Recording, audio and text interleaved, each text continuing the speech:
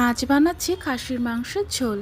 ঠিক ঝোল না, একদম ঝোলও না, আবার একদম কষাও না।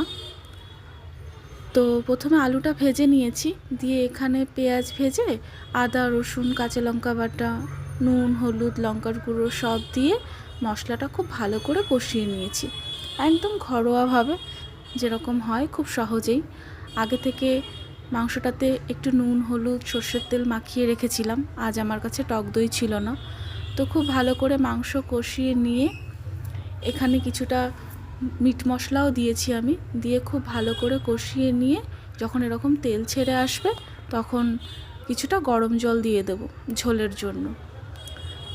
খাসির মাংসে একটু গরম জল, যে কোনো মাংসে গরম জল দেওয়াটাই ভালো, সেদ্ধটা ভালো হয়।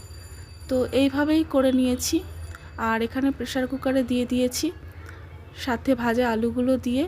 আর গরম মশলা গুঁড়োটা আমি আজকে গুঁড়ো দিইনি, বেটে নিয়েছিলাম শিলে, 4টে সিটি দিয়ে নিয়েছি। তো আমার এদিকে হয়ে গেছে। তো এরকম গরম গরম খাসির মাংস কার কার ভালো লাগে বন্ধুরা জানিও।